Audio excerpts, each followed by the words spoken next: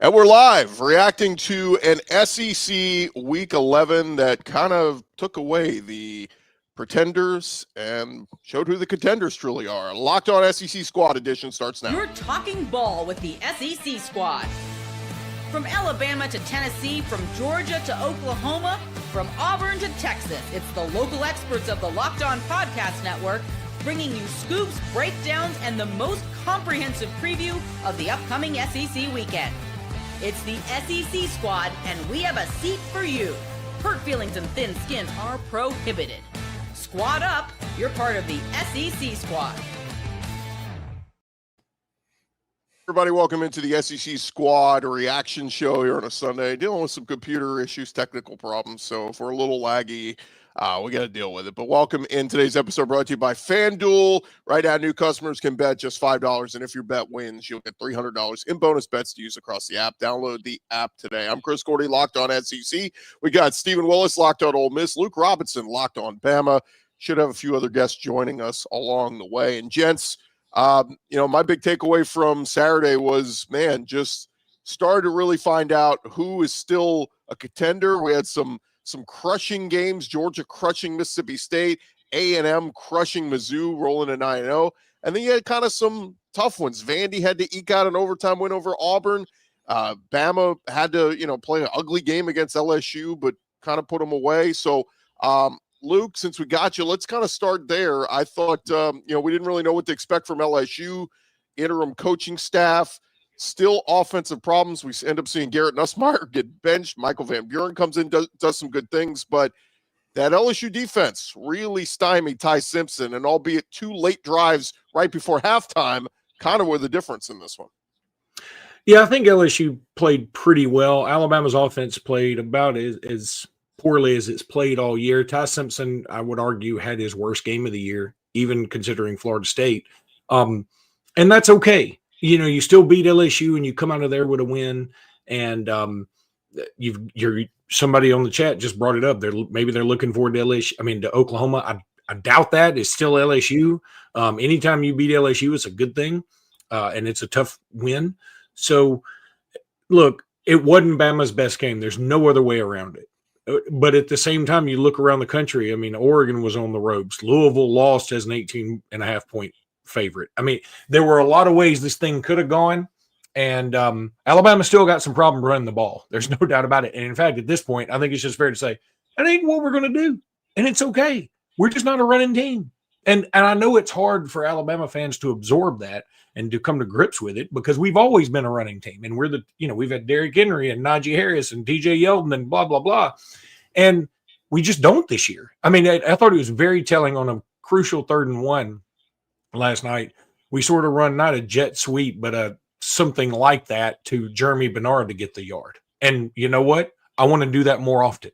The Wildcat with Jam Miller on the first drive, that's when things were a little concerning to me. I thought the crowd was great. I thought the crowd was amped up at the very beginning. We get to 4th and 1. We're going for it. We're in their territory. Let's go ahead and run this ball down their throat. We put Jam Miller on the Wildcat. He doesn't get a yard, and I think that took the air out of everything. So let's just pass more. I'm fine with that. Yeah, it was a good game. It was interesting to see because I'm of the opinion that if Alabama loses one more game, and especially if they lost to Auburn, with as bad as Florida State has been, Alabama would be in a situation similar to what Ole Miss was in a year ago. So survive and advance, that is something that is on the table, but they're doing it at the moment. Oklahoma is going to be a really tough game, and good gosh, we're going to talk about Auburn in just a little bit. How bad of a look of that was for Hugh Freeze. My goodness. But Alabama took care of business against LSU. They got the win. LSU's defense is really good. LSU's offense, man, that's another thing. It's just a bad look. It's so inept. It's red zone. Because they moved the ball between the 20s on Bama, it felt like, like there was first downs, they were moving it, and then they get to the red zone and they go into just dunce mode where they back up, it's false starts, you get a sack, and it's like, gosh, but it just felt like they weren't going to win that game kicking field goals against Alabama. They were going to need touchdowns, and they just they couldn't find it. But now, guys, and just to kind of combine this with the Florida game getting absolutely destroyed by Kentucky. And by the way, who wants to play Kentucky right now? They seem to be playing their best football now in the backstretch of the season. But DJ Lagway's so bad he gets benched.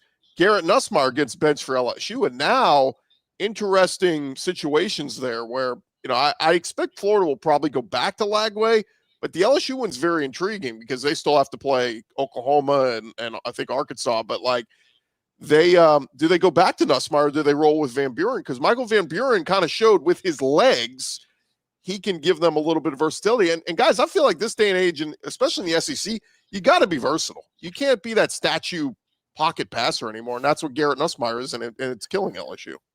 If I'm Garrett Nussmeier, I probably want to sit out. I mean, you're not playing for the Heisman. You're not playing for a national championship or an SEC championship. You just don't have a ton out there that you're playing for, and you've got a pro career to consider. And I know some people may think it's selfish, but I think it's the right move. Now, I will disagree with Steven. I think Alabama loses one more. I don't care who it's to, as long as it isn't Eastern Illinois. I think they're in. Even that now they might be the 10 or 11 seed or something, but if Alabama just loses one more game with this schedule they've played, with the key wins they have, I thought it was kind of funny today. Danny Cannell, noted SEC hater, actually came out with his top 12 or whatever, and he has just like the AP on the top 3 with Ohio State, Indiana, A&M. I'd probably change some of that, but oh well. He's got Oregon 4 and Bama 5. I'm like, what universe? Who would say that? Nobody. I mean, Oregon's best win is now looking like the close loss to or moderately close loss to Indiana.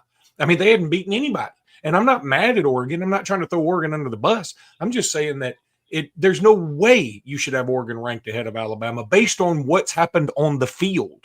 That is just the way it is. Now, if Alabama loses to Oklahoma and loses to Auburn, we got a whole nother discussion. But as long as Alabama only has one more loss, they're 100% in. I'm totally confident in that. Jay Smith jumping in with us, and I'm with you, Luke. The thing with Alabama is like the fans always want to go to loss. Who's got the worst loss? And you got to talk about wins. Who's got the best resume of wins? Bama's got more ranked wins than anybody in the country right now. So you got to start there. I understand the Florida State loss sucks. It was bad, but it was week 1. Yeah, all their work since week 1 out measures what they did in week 1. Now, remember, when it comes to this playoff committee, what makes sense and what is logical is not what they always do.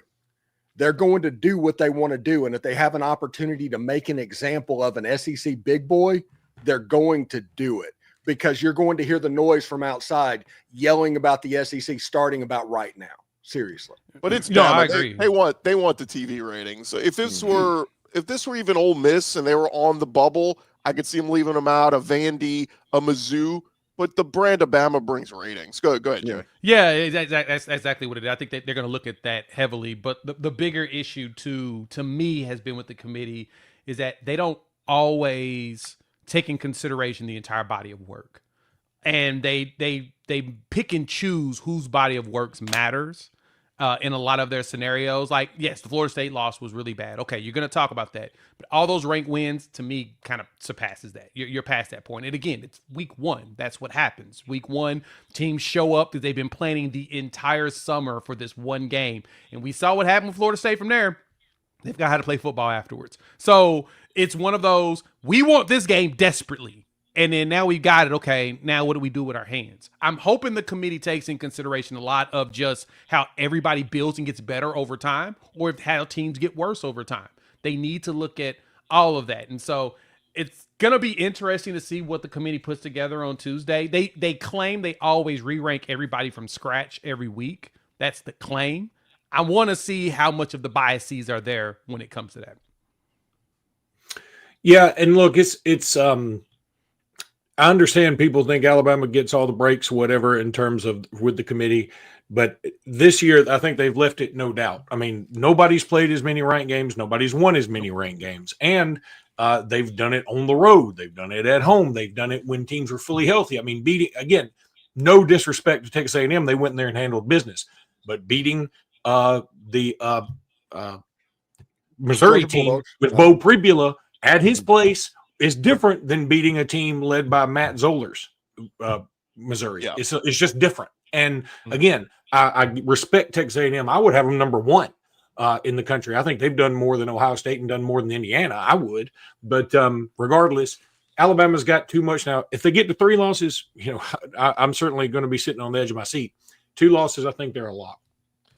Let me let's transition real quick because we talked about Bama.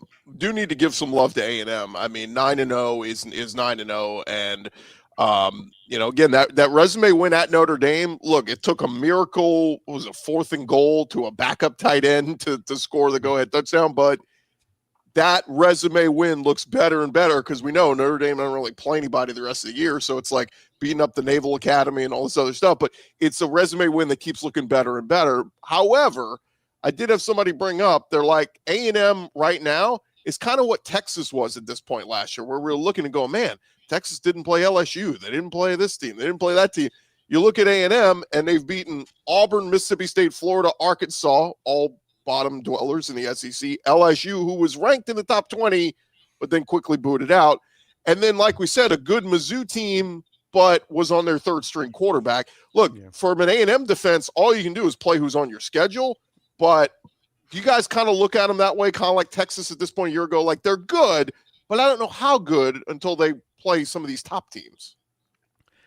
I mean, they went to Notre Dame and won the game, and everyone's praising Notre Dame right now. Now, granted, it's just that's a matter of opinion of how you feel about Notre Dame, but they did go to South Bend and win that game. And so, to me, like you said, the games have been placed in front of them. They went out there and won. Everybody else had the same opportunity to play some of these teams too, and some teams did not come out with W's or didn't come out with big enough wins.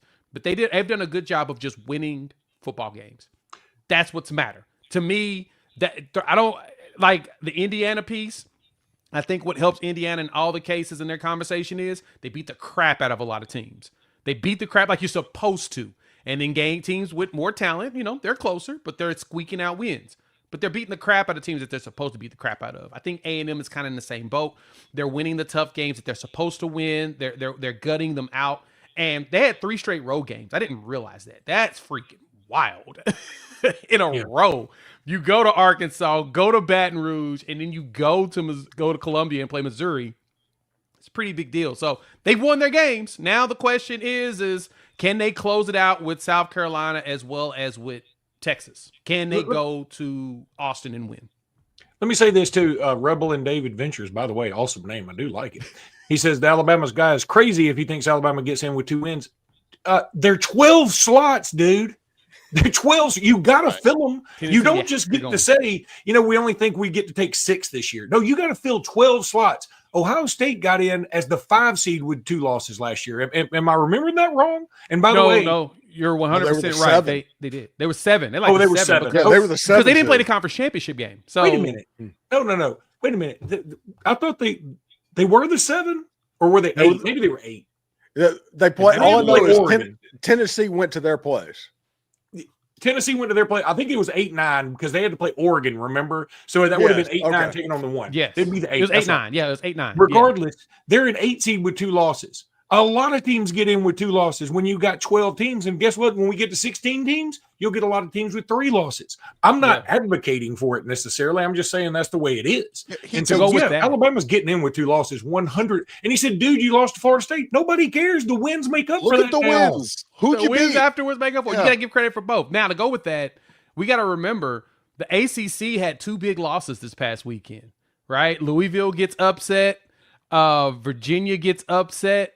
They're going to have 1 team. ACC is going to have 1 team, and then with BYU losing to Texas Tech, unless BYU avenges that loss in the Big 12 championship game, they might not make it either. It's going to be just Tech. So the Big 12 and the ACC will probably only have 1 team each. Well, that's what's going to be fascinating on conference championship weekend, because that's what happened. The ACC last year basically stole 2 bids because SMU lost a nail biter to Clemson, so Clemson got in. Yep, as a 3-loss team, they were going to get in. So that could certainly happen. But you're right. If everything holds firm and the Big 12 best team wins out, it could be a 1-bid conference as well as ACC as well. I just think, look, you go 10-2 in the SEC. If you played a tough SEC schedule, you're in.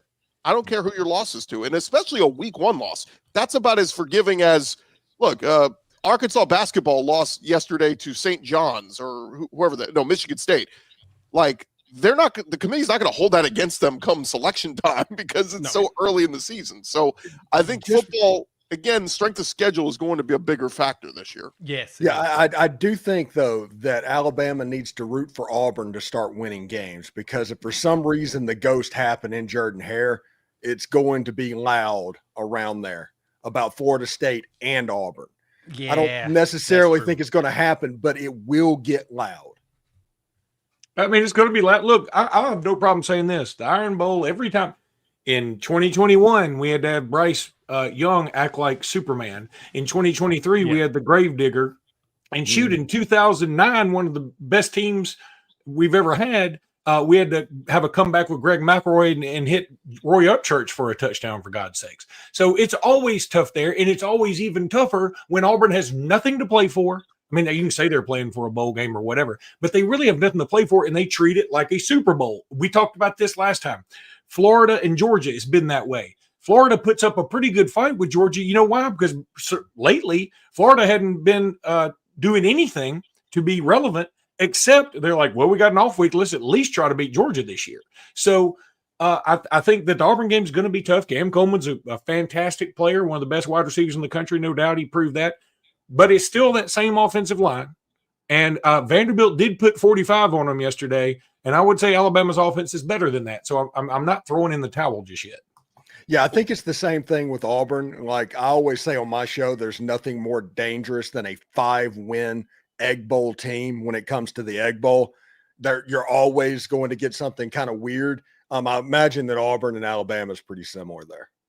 When we return, gents, we'll get into a few of the other games that happened yesterday. Georgia looking pretty darn good. And we'll talk about these SEC standings.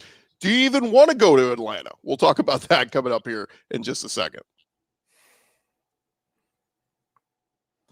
Hey, but first, I want to remind you guys about our friends over at Wayfair. The holiday season is right around the corner, and that means it's time for you to get your home ready, whether you need more seating for guests, cozy new linens, or fun serveware for holiday hosting. Wayfair's Black Friday sale is here to help you make your space shine. And the best part, you don't have to wait. Wayfair's Black Friday deals are happening all month long with up to 70% off everything from sofas to spatulas.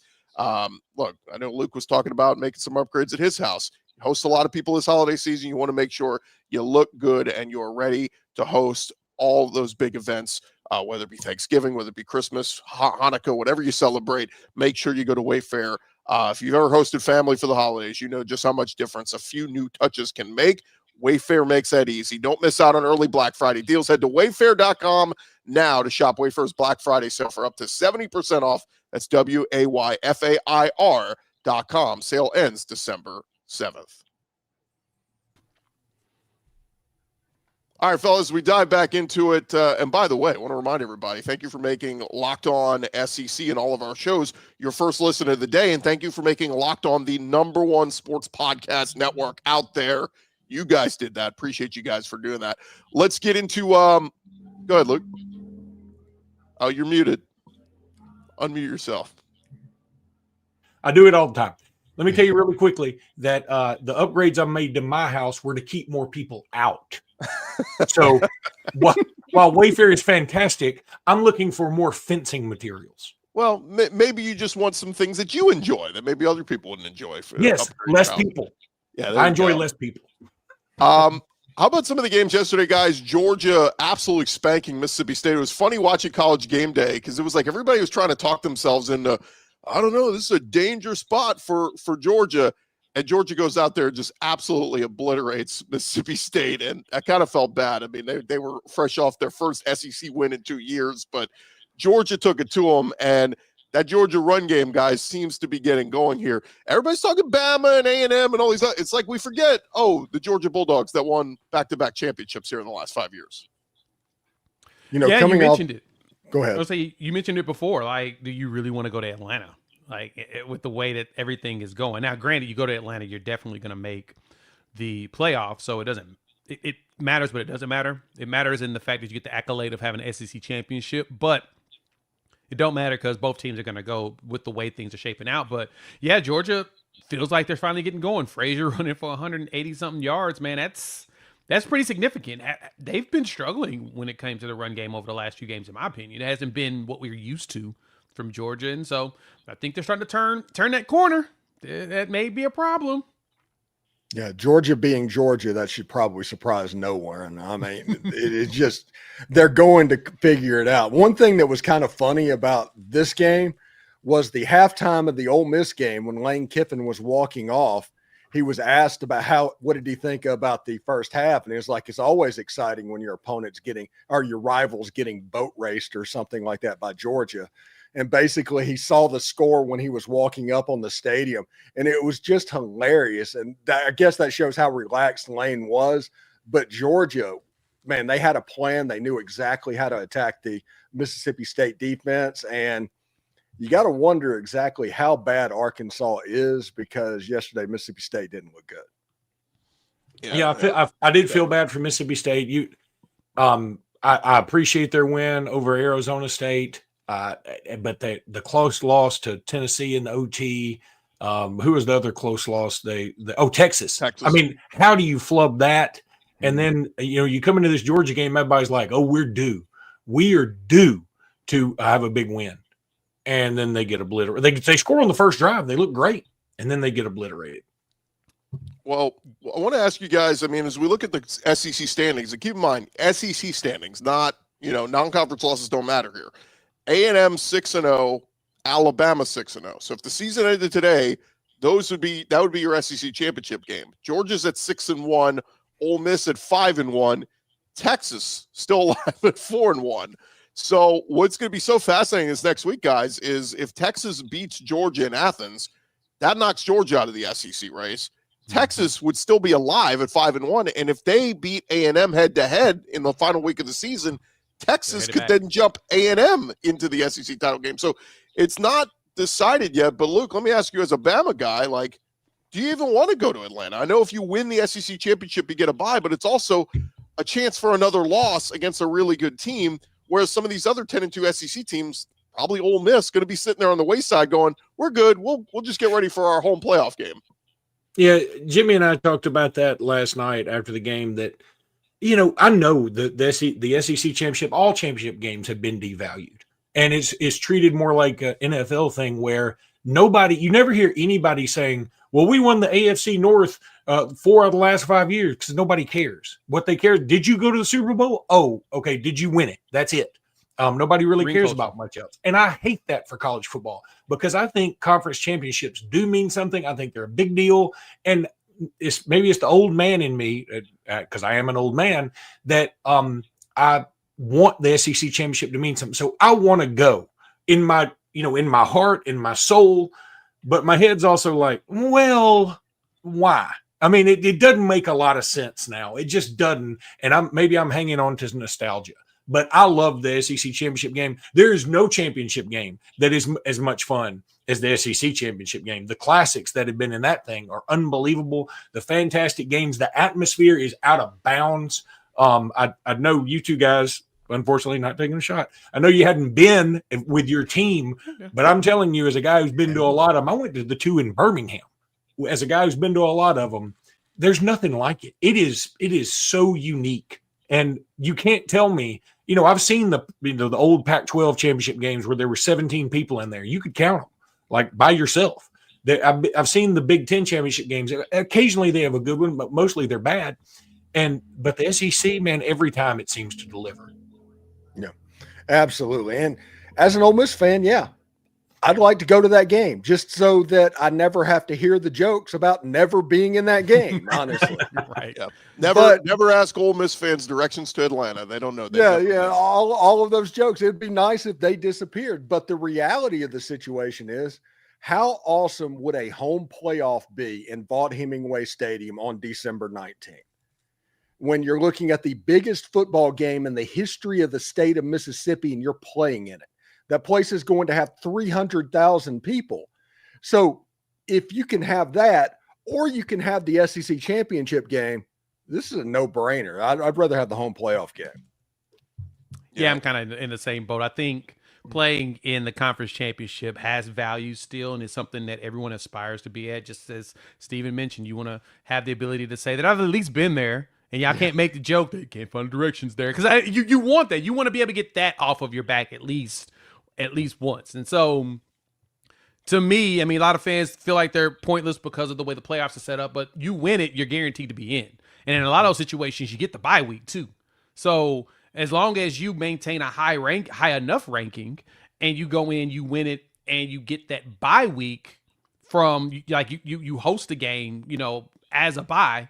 That's helpful to me. I think that's helpful to your team, especially as the critical thing about the playoffs is the healthiest teams usually are the ones that last the longest and win. Yep. Same West Ohio State. They started getting healthy as the playoffs came up. They didn't play in their conference championship after that loss to Michigan. They didn't have to play in the Big Ten championship, and then they hosted Tennessee. And they were getting healthier as the playoffs progressed, and the Big Ten champion didn't win their game. So you kind of want, if you have that win, especially as a highly ranked team, and you get that additional week there, to me, I think that helps a lot more than not.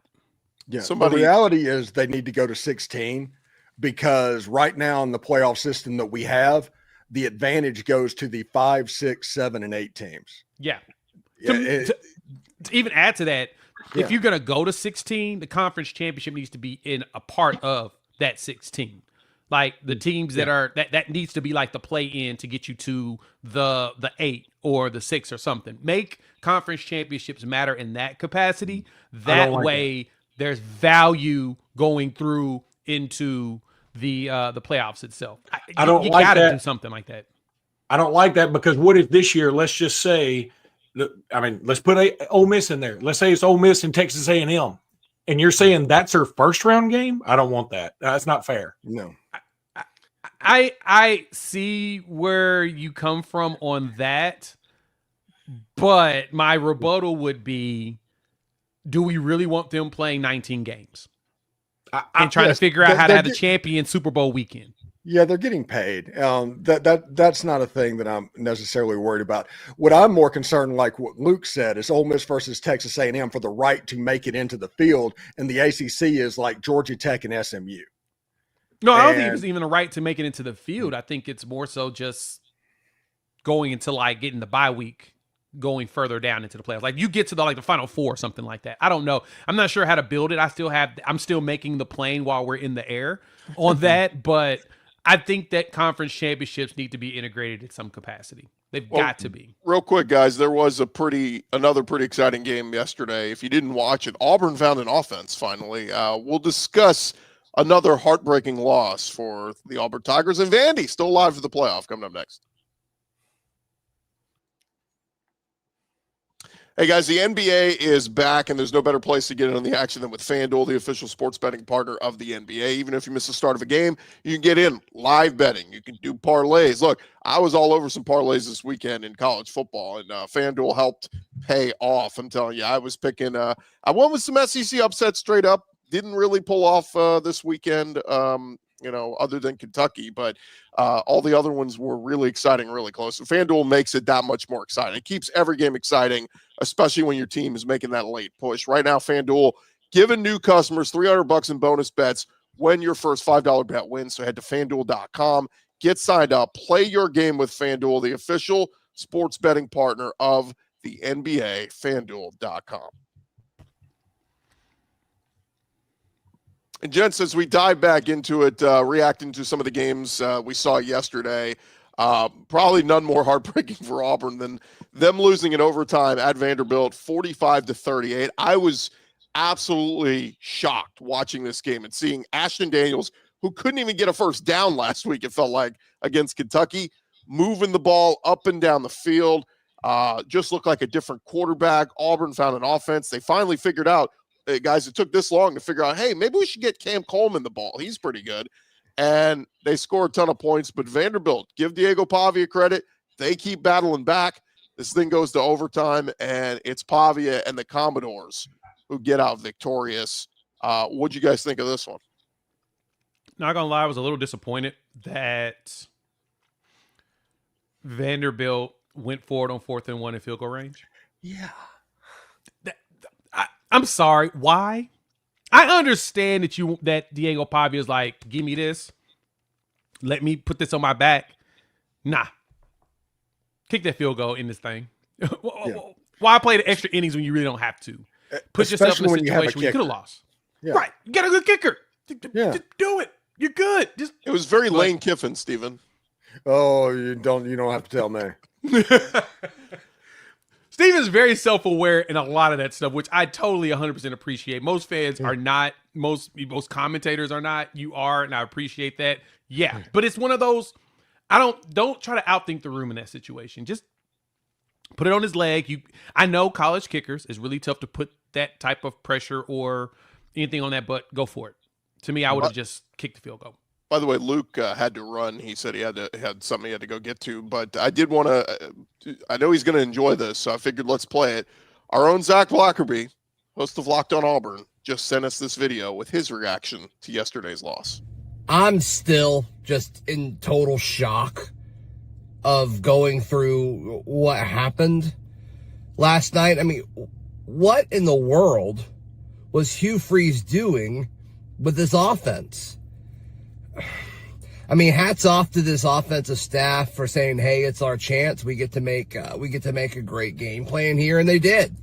They did. The offense was fantastic, and then everything that happened last night, I don't think anybody saw coming. I certainly did not. The defense just not being able to stop Diego Pavia. Like, Diego Pavia's had Auburn's number. Sure, that's been well documented, but they haven't been high-scoring affairs. It's just because the defense gave up a few drives and then the offense wouldn't be able to keep up. It's just a crazy game. It's so Auburn. It's crazy. But the offense was exciting for the first time this season, but it doesn't really feel like it matters because, once again, added to the list, Auburn keeps finding ways to lose, and they're getting more and more creative at this point. Yeah, I'll say this, like, Auburn, at least they're giving the fans some exciting games, right? Even though they're losing. I'm going to say this, and it's not going to come across very nice. So I'm just going to go ahead and just spill it out there. Why did Auburn fans think that Hugh Freeze was the answer? Like, everyone's been pointing this out, that the biggest holdback on this offense felt like it was Hugh Freeze. Like seriously, like what made anybody think that this offense wasn't going to look better when he was gone? Hugh Freeze, when you have your coach say that you have 4 different people calling plays depending on the down, I walked out and said, no, this doesn't make any sense. Like, nothing. There was no logic behind the way that it felt like he was running the offense. And I'm seriously asking the Auburn fans, why do we think that Hugh Freeze was even the answer to that? I mean, Peyton Thorne came in there as a 3,000-yard passer at Michigan State. Big Ten is pretty tough on passers. It can be tough unless you're really talented. And we know Michigan State ain't been that good. And he just kept going down every year, backwards, statistically.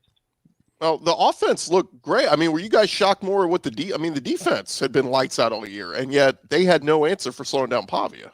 Listen, I want to say congratulations to Derek Nix. Seriously.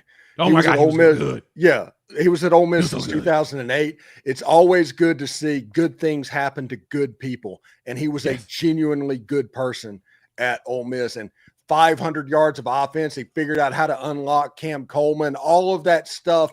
Good job, Derek Nix. DJ Durkin giving up 45 points. That was the surprise of that game.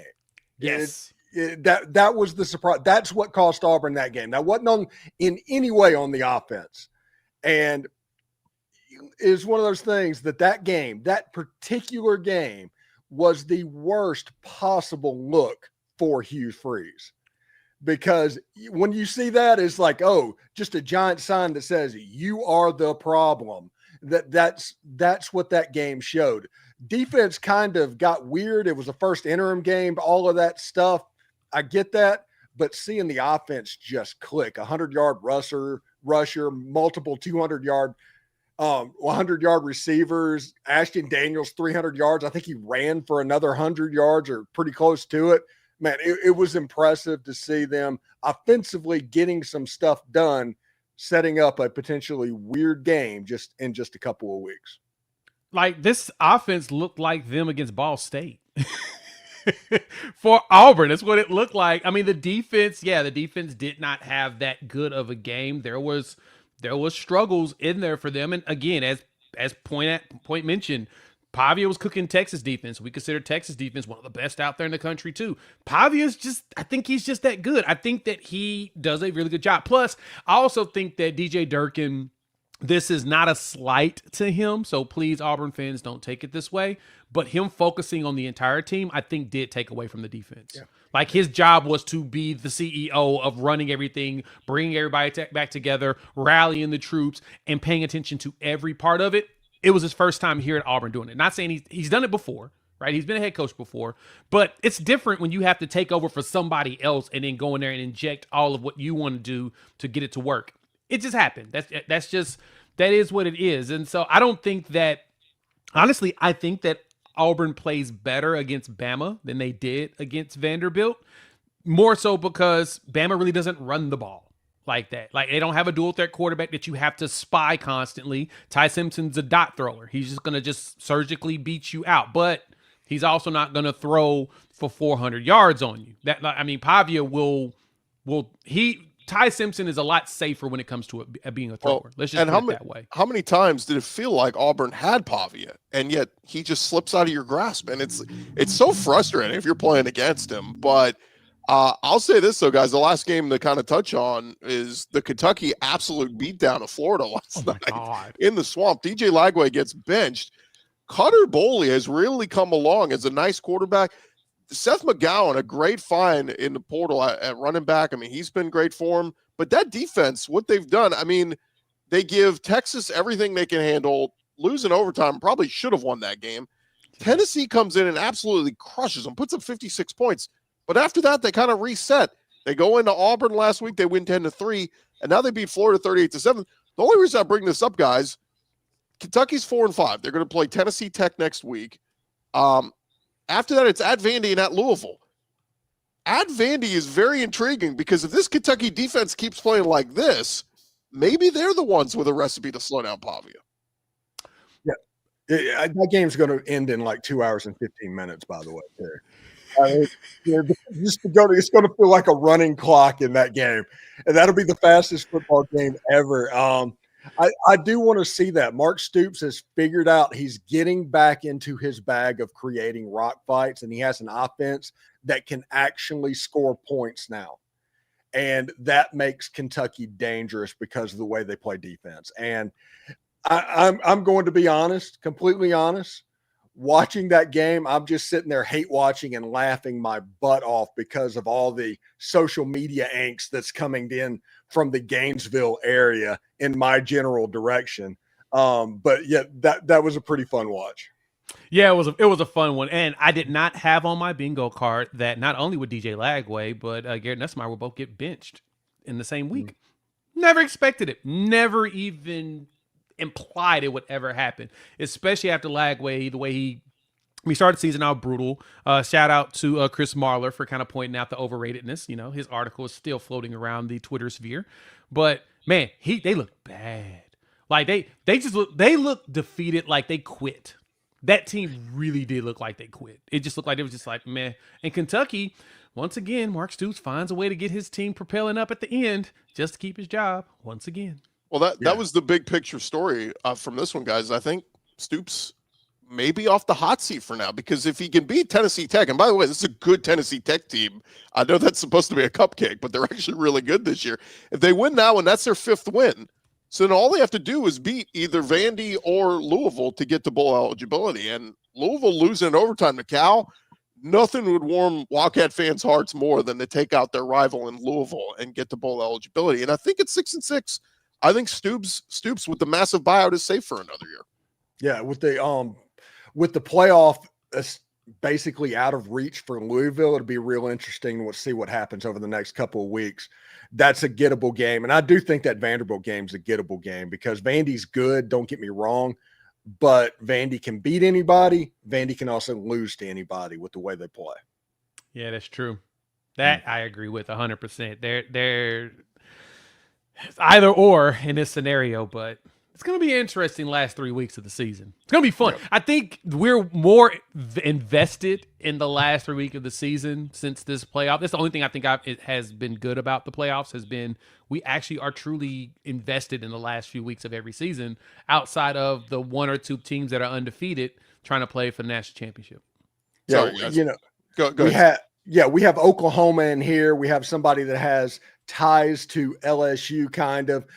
But one thing that is really cool about this week, and we haven't talked about the Ole Miss game because we wouldn't talk about that, but with that win over the Citadel, the last 2 weeks of the regular season, every single game this year is meaningful for Ole Miss. Yes, and that's it all cool matters. feeling. I love that. Sorry love that for us. My internet tweaked out there for a second. What I was going to ask you guys is right now heading into week 12. And by the way, we got two really big matchups this week. Oklahoma against Alabama is ranked unranked, and Texas at Georgia is ranked unranked. So those are going to be massive games this weekend. But if I asked each of you guys, you could pick one team that you think, if I gave you $1,000 to bet on, you could put on one team to win the national championship right now from the SEC, who would you put that money on? And Steven, you can go Ole Miss if you want, but no, I was waiting on him to go, and then I was going to go Ole Miss. I was going. This Ole Miss team is one tackle on a 4th and 2 away from beating Georgia and Athens and being 8-0 right now. Yeah, one tackle, that's very one play. True. We should mention y'all beat the crap out of the Citadel, but nobody watched it. So my goodness, that game. There's been more competitive spring games whenever the starters were going against the third string. It was bad. I mean, Ole Miss held them to 100 yards of offense, 35 first downs to 5. It was an absolute beatdown. But the impressive part about that, Lane Kiffin had those guys up for the Citadel going into this stretch, which means that locker room knows what's at stake for this Ole Miss team. Which is the most important. So, yeah, if I was to betting national championship money right now, I'm probably throwing it at A&M right now. I think Ole Miss is up there too. 100% agree.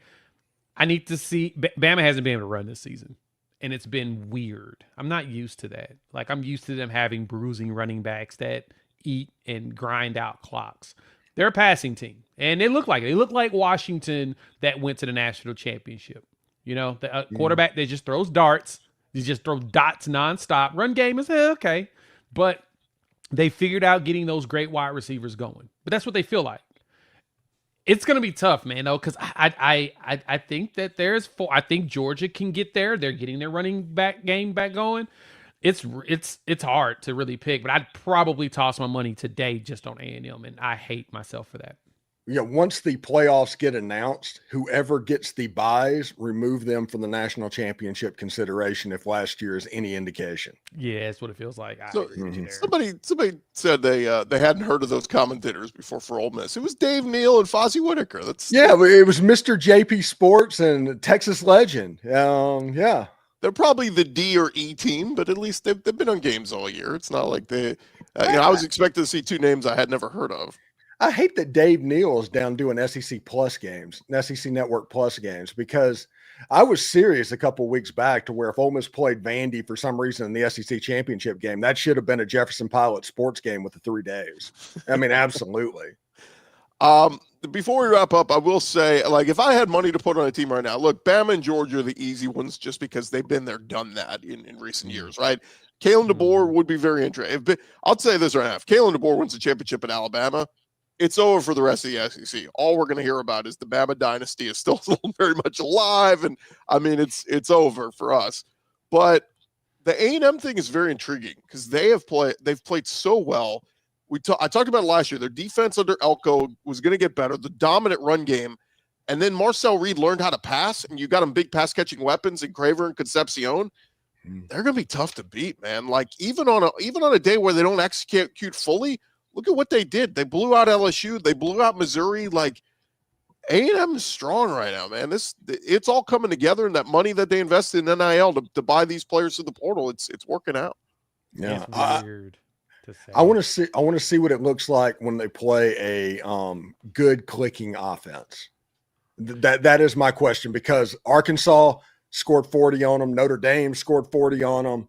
I want to see what happens when they run into an Alabama. If they play Alabama in the SEC championship game, I think that would be interesting. Elko is very good. Don't get me wrong, but it'd be curious to see exactly how that would look. Yeah, that's what I'm intrigued by too. That they haven't found a Well, and which is interesting because Notre Dame feels like their defense is actually pretty good. It became a shootout, which is really crazy to me that I would have never guessed Marcel Reed would have been able to do that. And it's nothing against him. I just feel like they limit him in the offense, but it feels like he's just taking over and said, I'm going to go do some stuff. And he's out there, he's flinging it, and he's playing backyard football. So kudos to him because he's balling, and I've enjoyed watching him play this season. Yeah, and I would be curious to see, like I'm friends and staying content with Marcel Reed's dad, and talking about that. He still listens to the show a little bit, and they're a confident group. They feel like it's starting to really come on and click, and Marcel Reed and Texas A&M are the beneficiaries of that. All of those closed. Damon Williams, Marcel Reed, all of those were quarterback commitments originally to Ole Miss, for anybody that has any doubts about Lane Kiffin's quarterback recruiting ability. Yeah.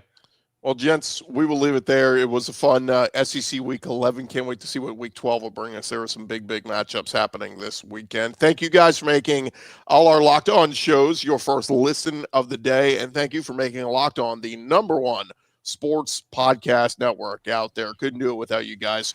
We'll talk to you tomorrow on our Locked On shows. Howdy toddy, y'all. Boomer sooner. Gosh almighty.